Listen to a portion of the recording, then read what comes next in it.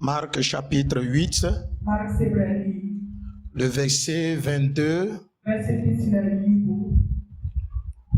à 26.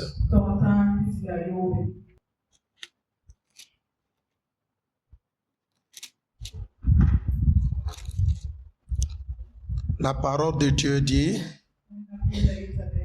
ils se rendirent à Bethesda et on amena vers Jésus un aveugle qu'on le pria de toucher. Il prit l'aveugle par la main et le conduisit hors du village. Puis il lui mit de la salive sur les yeux. Il lui imposa les mains et lui demanda s'il voyait quelque chose. Il regarda et dit, j'aperçois les hommes, mais j'en vois comme des arbres et qui marchent. Et Jésus lui mit de nouveau les mains sur les yeux. Et quand l'aveugle regarda fixement, il fut guéri et tout distinctement. Alors Jésus le renvoya dans sa maison en disant, n'entre pas au village. Amen. Amen. Prenez place. Ce soir, nous allons parler de Jésus et les autels maléfiques territoriaux.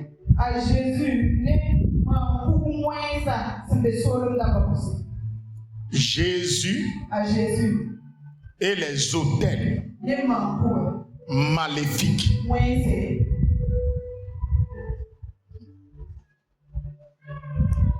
Depuis mercredi, nous sommes en train de renverser les autels maléfiques dans notre vie.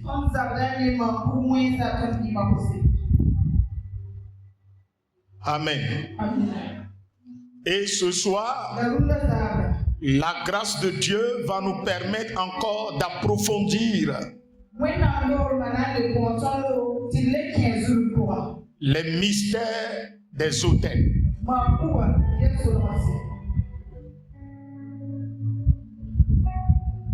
Jésus-Christ,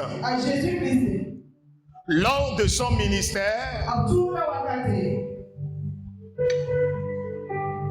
avec ses disciples, sont allés à Bethesda. Et lorsqu'il est arrivé, on lui amena un aveugle. Et il fut supplié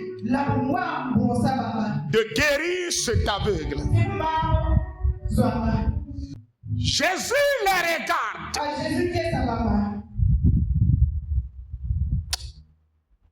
Il n'a pas commencé à prier pour cet homme. Il se leva. Il prend la main de cet aveugle et il l'amena hors du village.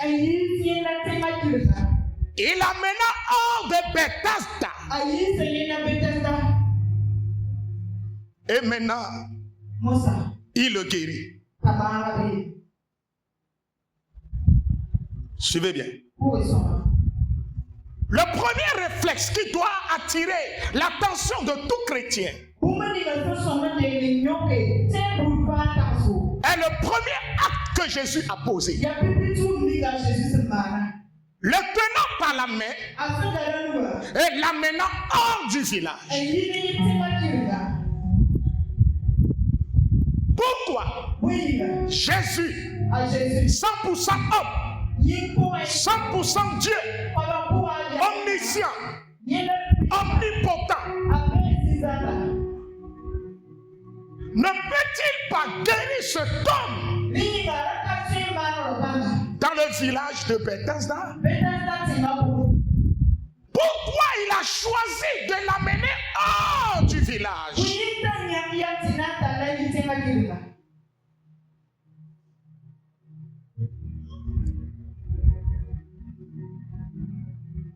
Pour le moment, on ne peut pas dire qu'il y a un malheur là-bas. Parce que Jésus même n'a rien dit.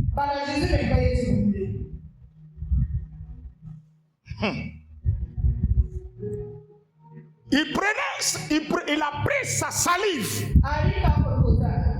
et il la mettait sur ses yeux. Et il dit, vois. Il dit que Jésus lui demande, que vois-tu? Troisième réflexe. Que vois-tu? L'aveugle dit, je vois les hommes. Je vois les hommes. Mais c'est ce que moi je vois là. Les hommes que je vois sont comme des arbres et qui marchent. Il est guéri. Il n'a jamais vu de sa vie.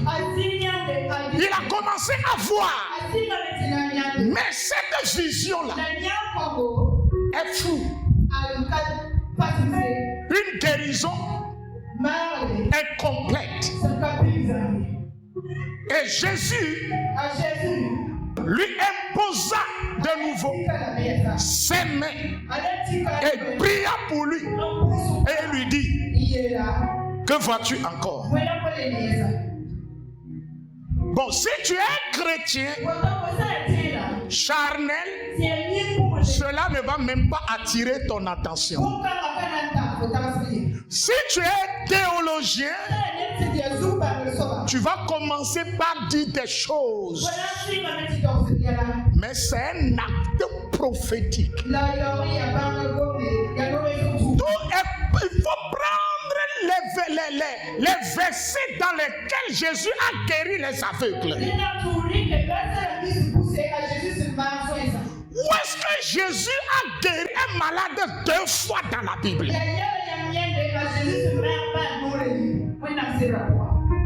Il guérit la personne et lui-même il demande à la personne, es-tu guéri? Es-tu totalement guéri? Est-ce que vous avez une fois vu dans la Bible? Jésus a posé cet acte. C'est rare. Il dit à Bartimée, vois. Bartimée a vu. Il a appliqué la boue sur les yeux de l'aveugle. Il dit, va te laver dans les eaux dans la piscine de Shiloh. Il est parti se laver. Il a retrouvé la vie. Mais dans ce cas-ci, Jésus a appliqué une méthode, un processus de guérison. Jésus lui-même, devant un aveugle, il prend du temps pour guérir, pour soigner la personne. C'est un cas rare. Regarde ton prochain, dis-lui, c'est un cas rare. Si tu es chrétien, si tu ne sais pas que ta situation est un cas échéant, un cas rare, et tu veux te comparer aux autres, tu feras 20 ans, 30 ans dans le christianisme sans être restauré. On va quelque part. Je suis en train de poser la base de mon message.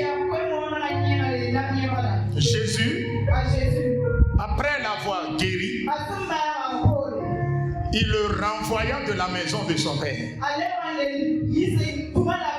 Et dit, voilà, regarde, ceux qui t'ont amené à l'église là, il ne faut plus marcher avec eux. Est-ce que Jésus peut diviser les gens? Jésus peut semer la division au milieu des gens. Les personnes qui ont amené ce aveugle, Jésus n'a pas guéri l'aveugle en présence de cette personne. Après avoir guéri l'aveugle, il lui recommanda de plus retourner dans ce village. C'est cette parole-là qui nous amène à comprendre que là où le malade était, l'environnement dans lequel il se baignait, l'atmosphère dans laquelle il se trouvait, c'est l'atmosphère qui est hostile à la guérison, à la restauration et au miracle.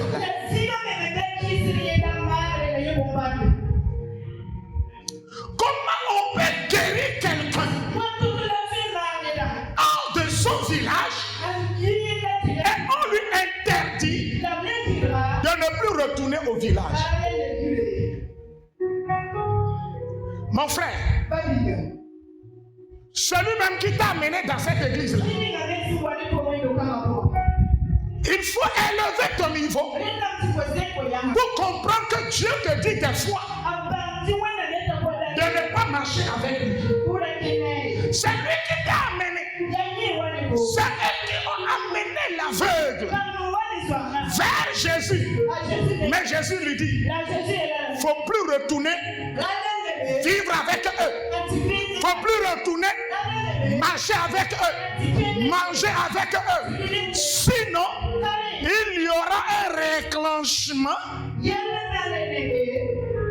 de la situation, de la malédiction. Il y a un hôtel qui contrôle tout Bethesda, qui influence Bethesda, qui bloque la vie des gens, qui empêche les gens de réussir. Les mêmes personnes qui t'ont tué là, les mêmes personnes qui t'ont bloqué spirituellement, elles vont te prendre, te promener de lieu en lieu pour te faire croire que elles cherchaient ton bonheur.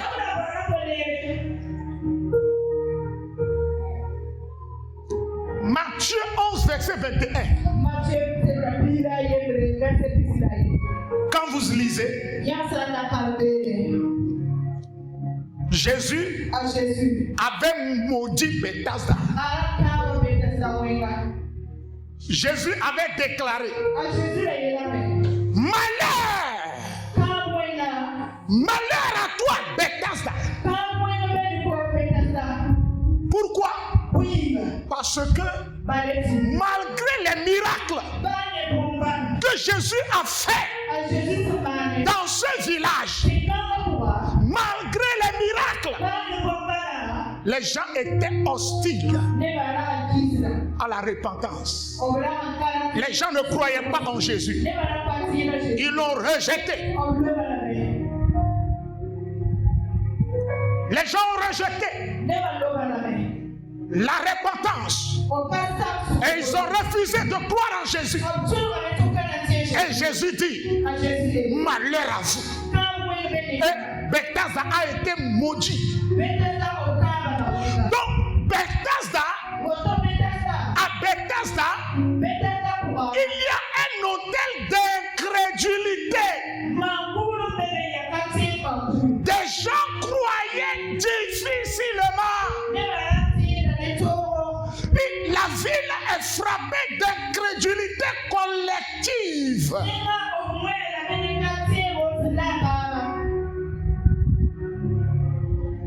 Regarde ton prochain, demande-lui: es-tu contaminé? Incrédulité collective. Malgré les miracles qui s'opèrent dans cette nation, les gens croient difficilement dans cette nation. Ils voient les miracles, mais ils préfèrent venir à l'église, aller chez les marabouts encore. Malgré ce que Dieu fait dans cette nation, les gens ont rejeté la vérité. Le pasteur peut être puissamment utilisé. Peu importe son onction. Les mêmes personnes de son église ne vont jamais l'aimer. Ils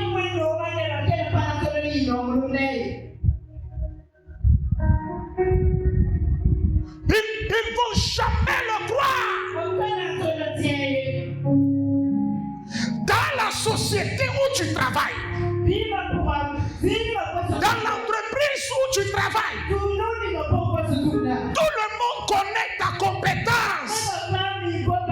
Tout le monde connaît tes efforts. Malgré tes efforts-là, personne ne peut se lever et dire, notre frère là, notre soeur là, nous devons faire quelque chose pour lui. Parce que si je suis ici, je suis devenu directeur, c'est grâce à lui. Si j'ai ce poste, c'est grâce à lui. Si je suis béni, c'est grâce à lui. Il y a une incrédulité, méchanceté collective. Il y a un avarisme collectif. Raison pour laquelle Jésus lui interdit strictement, formellement, de ne plus retourner dans ce village. Il y a une puissance. Jésus est Dieu. Écoutez, Jésus est Dieu. Il est le commencement et la fin. Il est Alpha et l'Oméga. Mais devant certains hôtels, hôtels d'incrédulité, hôtels de méchanceté, il faut changer de position. Tu sais que la personne est méchante. Tu sais que la personne est cruelle. Tout ce que tu dis, la personne ne te croit pas. Mais tu veux tout faire pour marcher avec elle. Bien-aimé, tu vas mourir. Tu seras toujours bloqué. Qu'est-ce que Jésus a fait? Jésus est Dieu. Il peut dire, je vais utiliser mon onction. Je vais utiliser l'autorité prophétique pour parler, pour restaurer ce temps, pour guérir ce temps. Mais qu'est-ce que Jésus a fait? Il a pris par la main et il a mené hors du village. Mais regardez, même hors du village, pour que cet homme soit guéri, là, cela a été difficile. Jésus a prophétisé. C'est comme si c'est une guérison trompeuse. Tu vois quoi? Je vois les hommes. Mais ces hommes-là sont comme des arbres qui marchent. Hey, ma fille, tu vois quoi? Je vois la réussite. Mais ta réussite là est floue. Regardez hors du village. La guérison même est compliquée. La restauration est compliquée. L'élévation est compliquée. Le déblocage est compliqué. Maintenant, c'est que Jésus veut faire ce miracle. Coûte dans la vie.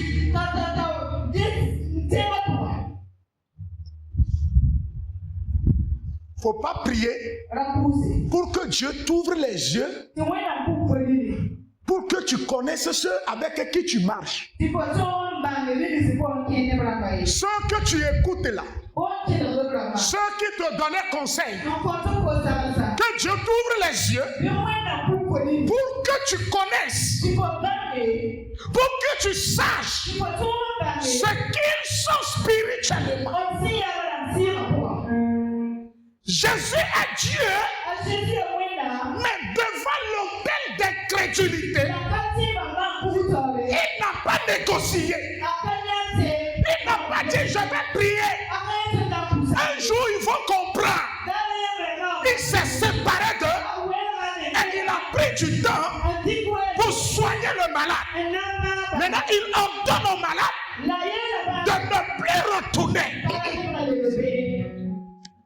ces gens-là, en tant que chrétien, tu ne dois même plus les croiser sur ton chemin.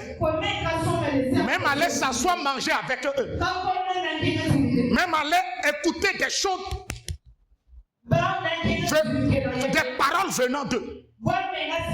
Parce que leurs conseils, leurs paroles sont destinés pour te refroidir. Pour te refroidir spirituellement. L'autel d'incrédulité à Bethel. Dans une famille, il y a des gens qui ne croient pas. Ils peuvent voir, Dieu peut les frapper. Dieu peut frapper quelqu'un au milieu d'eux pour leur servir de leçon. Malgré cela, si eux-mêmes ne sont pas frappés là, ils ne vont jamais donner leur vie à Dieu. Ils ne vont jamais donner leur cœur à Dieu. Ce sont ces gens-là qui sont tes amis, tes confidents. Petit problème, c'est à eux que tu te confies. Ok. Il faut savoir que tu es à Bethesda. Jésus t'a guéri. Il dit de ne plus y aller. Toi, tu as brisé l'alliance. Et tu retournes à Bethesda.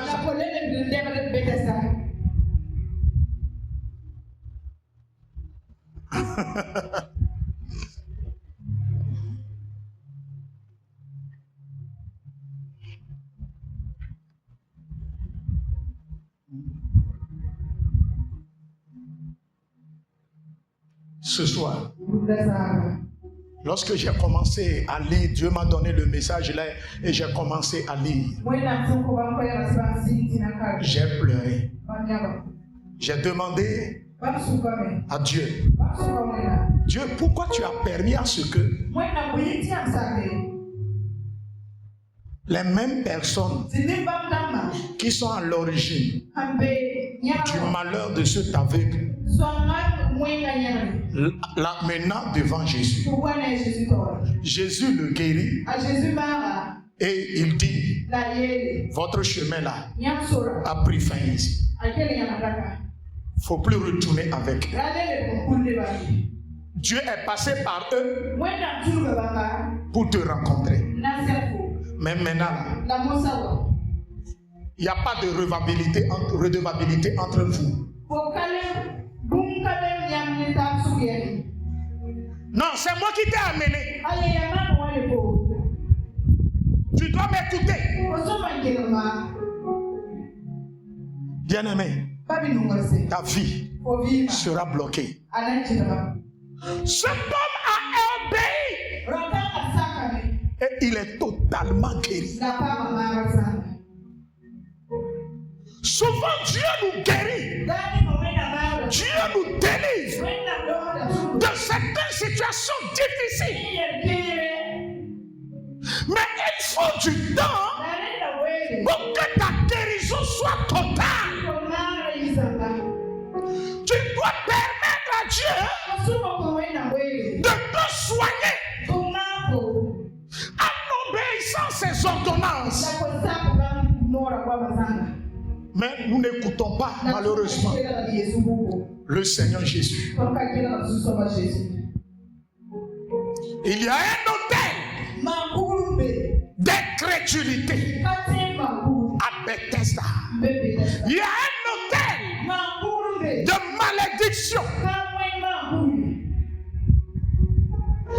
qui a emballé tout le village. Si tu es dans ce village, ta vie sera bloquée. Si tu es dans ce village et tu fais des affaires, malgré tes efforts, tu es toujours au même niveau. C'est toujours le statu quo. C'est toujours la même situation. Aujourd'hui, toutes les banques te connaissent. Parce que tu as fait des crédits dans ces banques. Mais tu es où aujourd'hui? Les affaires sont bloquées. Tu es à la maison. Tu travailles. Mais c'est comme si tu ne travailles pas.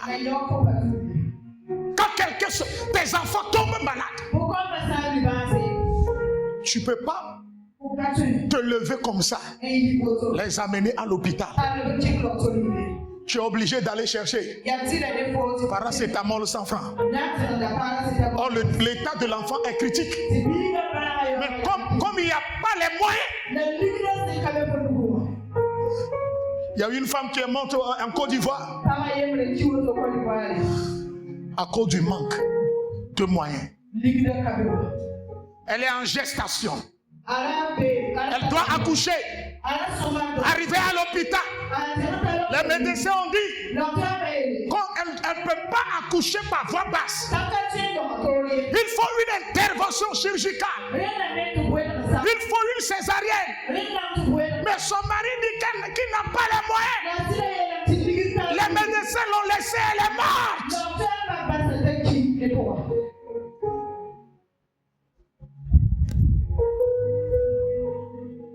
Nous les chrétiens, nous mourons. Nous les chrétiens, nous souffrons. Mais l'ignorance qui nous tue plus. Regardez. Il y a un aveuglement collectif. Toute la population est aveugle. Jésus qui est la lumière est venu. Il dit quitte. Nous ne te voulons pas. Nous ne te voulons pas. Vas-y. La lumière est venue. Ils l'ont rejeté. Regardez les gens, les habitants de Guédara. Regardez. Jésus a guéri leur frère qui est fou. Eux tous se sont unis et ils l'ont chassé. Un aveuglement, hôtel d'aveuglement et d'incrédulité.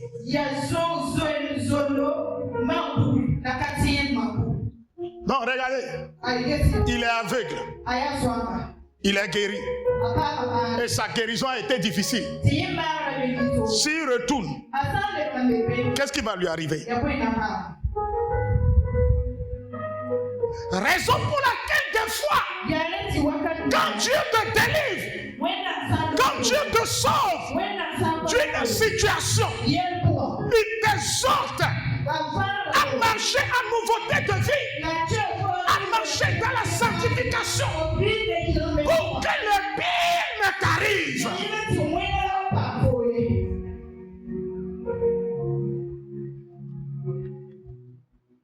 Pose-toi la question. Dans notre famille, quel est l'autel qui travaille? Dans notre quartier, quel est l'autel qui travaille? Dans notre société, dans notre entreprise, quel est l'autel qui travaille? Tu peux être pasteur. Écoutez-moi bien. Tu peux être pasteur si tu ne reconnais pas qu'il y a un autel qui combat ton ministère. Toute l'église voit la grâce de Dieu sur toi. Toute l'église voit la main de Dieu. Mais toi-même, ta vie ne change pas. Toi, tu souffres dans un environnement. Dieu, Jésus te prend par la main et il te fait sortir de ton village pour te amener à Ouagadougou, pour te soigner, pour te guérir. C'est toi qui murmures. C'est toi qui murmures. C'est toi qui insultes Jésus. Pourquoi Dieu ne résout pas? C'est trop là. Si tu étais au village là, tu sais ce que tu vas devenir. Sais-tu ce qui va t'arriver? Si jusqu'aujourd'hui, tu es dans ton pays, sais-tu ce que ta vie deviendra? Mais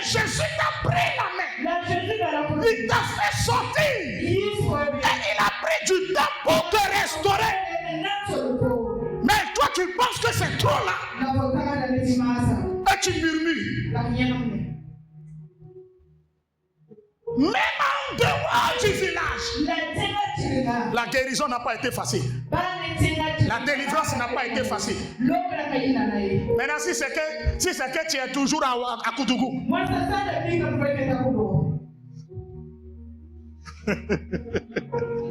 Demi-temps.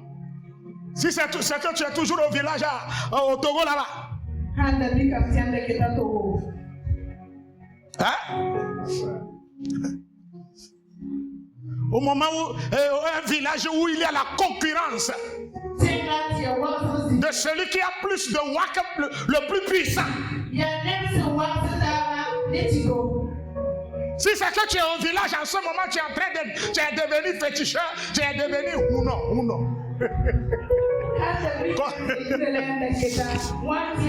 Tu ne vas pas connaître les Maman Boni, Maman Jaco, Sylvie.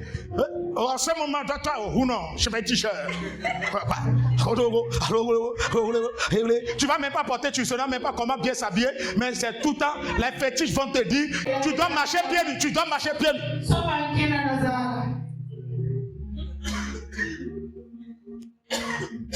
Quand tu veux l'électricité, les fétiches ont dit nous, on ne veut pas l'électricité, on ne veut pas le courant. On ne veut pas le courant.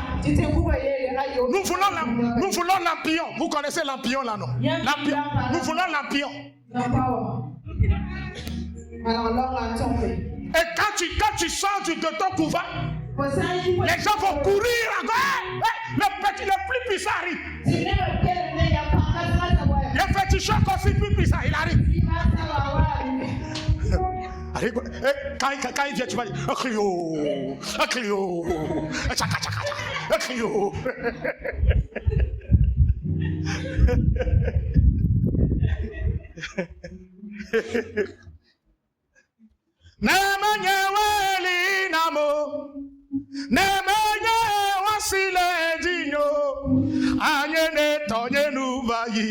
Yesu okudo dolo wa me nouvelle dolina. Le cantique dit, si ce n'est pas toi qui es avec moi, si ce n'est pas que ta grâce est sur ma vie, je suis déjà mort enterré. Ah Jésus, ta grâce est sur ma vie. Merci pour ma famille, merci pour mes enfants, merci pour ma vie. Imagine, si ce n'est pas Jésus, si ce n'est pas la grâce, comment serait ta maison, comment serait ta famille, comment serait ton couple, comment serait ton mari? C'est la grâce de Dieu, c'est la main de Dieu. Tu as quitté Togo pour venir à Ouagadougou. Mais chaque nuit là, tu vois un oncle. Tu rêves chaque nuit, tu ne vois que l'oncle, il te poursuit. C'est en dehors du Togo. Et c'est comme ça. Si c'est au Togo.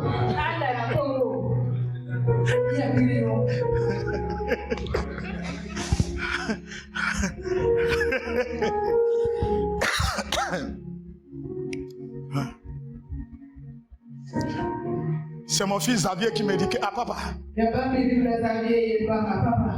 j'ai vu mon oncle là, celui qui a pris les fétiches. J'ai dit, si tu le vois encore, chiffre-le.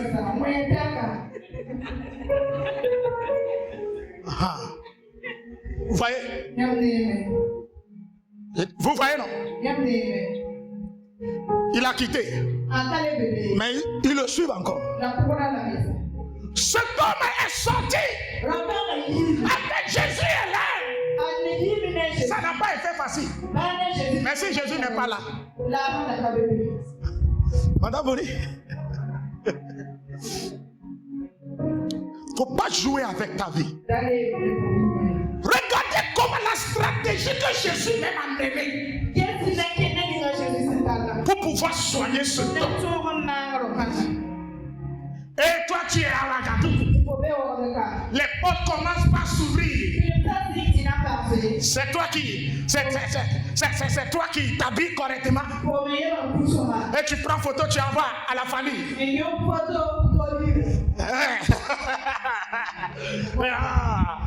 Le jeune David a changé. Non, les choses vont bien. Il faut se cacher. Dis à ton projet, il faut se cacher. Cache-toi. Ce n'est pas la peur, mais c'est une stratégie dans le combat. Jésus n'a pas peur des villageois, mais c'est une stratégie. Il faut que tu sois préparé, sois enraciné avant d'y retourner. Mais si tu n'es pas préparé, tu n'as pas la grâce, tu n'as pas l'onction, tu as payé moto. Tout le village est au courant que tu as payé moto. Tu vas revenir à vélo. Là, tu sauras que dans la vie, il faut se cacher. Non, papa. Maman Nyouré, ne t'inquiète pas. Je vais venir au village. Je vais casser toutes les maisons là en banco. Je vais tout arranger. Je suis vitré, non, je vais papa. Papa. Ok. Tu vas passer un mois noir. Tu vas te poser des questions. Où sont partis les clients? Tu iras au travail. C'est toi et les mouches qui seront des clients là-bas. Vous allez poser. Mais il faut que ce soit que nos têtes soient rabaissées de la manière Jésus l'a fait sortir. Et que Dieu tienne ta main ce soir pour te faire sortir de cette situation. Que Dieu te tienne par la main pour te faire sortir de leur club. Que Dieu te tienne par la main pour faire sortir ton enfant, pour faire sortir tes enfants. Que Dieu te tienne par la main pour te délivrer. Alléluia. Ce soir-là, il n'y aura plus d'union. Il n'y aura plus de relation entre ton enfant et ce groupe maléfique. Il n'y aura plus d'alliance entre toi, entre ta maison, entre ton travail, entre tes enfants et ces esprits maléfiques. Le lien est brisé. Le lien est brisé. Le lien est brisé. Assois-toi. Maintenant. Non, donne-moi la main là. Soldat de Christ. Elle est assise, non? Elle était assise, non? Et Jésus dit, viens. Viens. Viens. Viens. Viens. Et Jésus prend ses deux mains, enlève les lunettes. Et Jésus prend ses deux mains et il dit, reçois la guérison. Là où le bonheur de la famille se trouve. Et tu ne le voyais pas. À partir d'aujourd'hui, reçois la grâce pour voir le bonheur. Reçois la puissance pour récupérer la santé.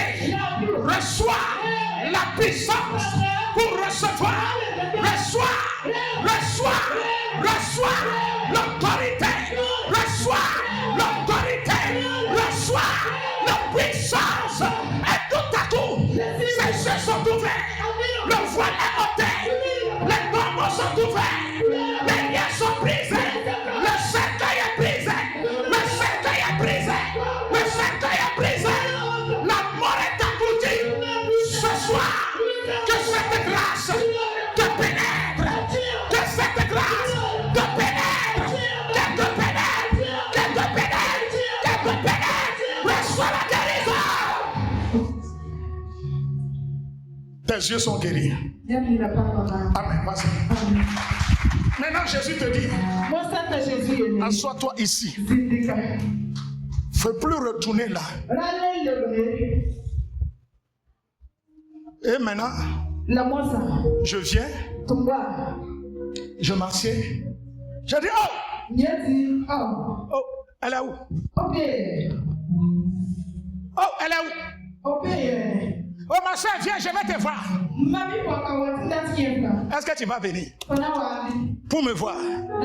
Si tu veux si je dois la voir, comme c'est Jésus qui lui a changé de place, elle doit me dire, si tu veux me voir là, déplace-toi, quitte les ténèbres et viens dans la lumière pour me voir.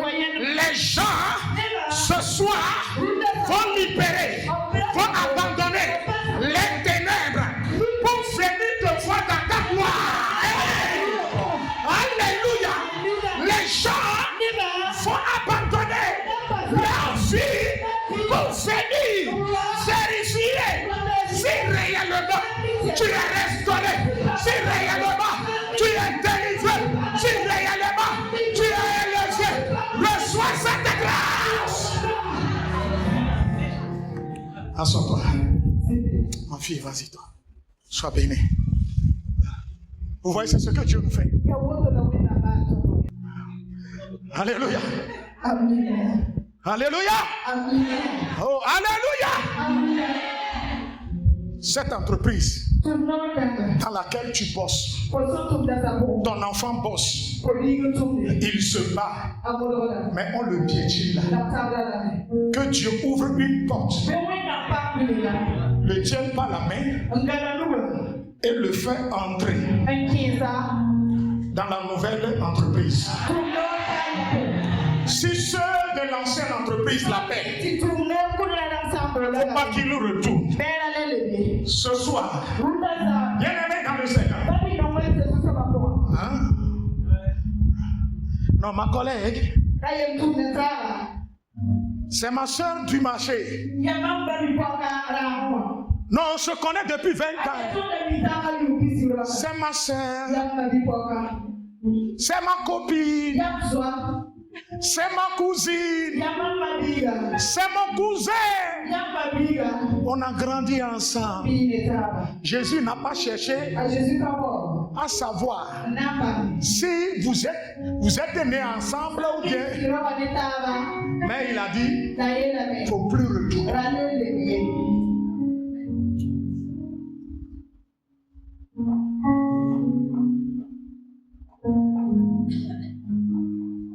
Faut plus.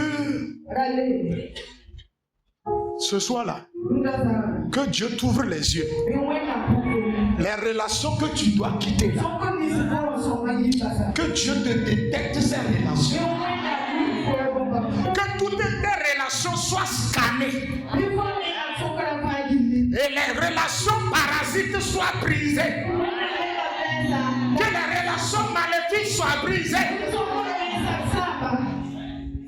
Si le quartier où tu habites, là où tu as ouvert ta boutique, si l'esprit de Dieu te convainc de quitter, quitte. Si Dieu te dit de chasser telle personne, chasse-le. Non, la servante là. Et dit, il ne faut plus retourner. Tu es guéri. Ça n'a pas été facile la guérison. Mais Jésus dit, tu es guéri maintenant. Il voit clair. Ta vision qui est floue là, à cause des autels sataniques, autels d'incrédulité. Regardez votre famille. Regarde ta famille. Si papa a fait quelque chose, tu t'es levé pour aller chez un oncle, chez une tante pour te consoler. C'est la tante ou bien l'oncle là, c'est lui-même qui va écraser ton cœur. Ce que lui va faire là sera pire. C'est la famille qui est comme ça. Et tu penses que tu peux vivre dans cette atmosphère. Dieu t'a fait sortir pour prendre soin de toi, pour s'occuper de toi, progressivement. Mais toi, tu ne vois rien. Hein? Tu ne vois rien. Pour toi, Dieu ne change pas ta vie. Comme tu n'as pas acheté voiture, comme tu n'as pas construit maison, comme tu n'as pas eu un bon mariage, comme les gens ne te voient pas dans le quartier, comme tu n'as pas des millions dans ton compte bancaire, Dieu ne te fait rien. Et chaque nuit, Jésus, je te fais quoi? Jésus, regarde mes frères et mes soeurs, je te fais quoi?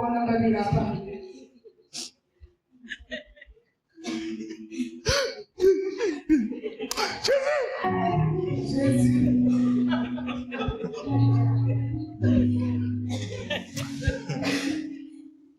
Si ce n'est pas que de quelque chose là, moi-même je vais te crucifier encore.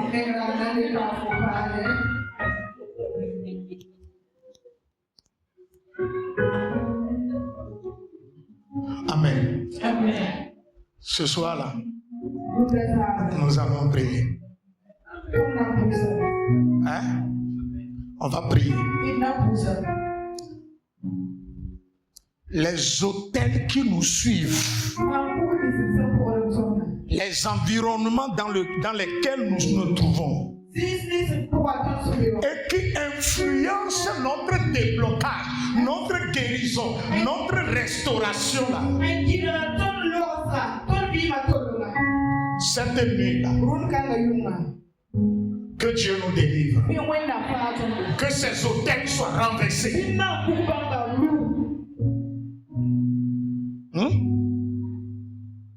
Ton mari travaille avec ses collègues. Mais lui, il ne savait pas que tous ces gens-là ne veulent pas sa réussite. Et leur mentalité devient un hôtel collectif. Ce soir, il faut que cet hôtel soit cassé. Il faut que cet hôtel soit brisé. Il faut que cet hôtel soit renversé.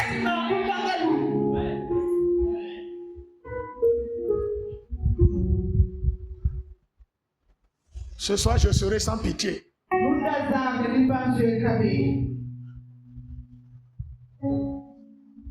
C'est une parole, hein? Mais si c'est la présence de Kossi dans ma vie qui m'empêche de réussir, que Dieu le ramène à vrai Dieu.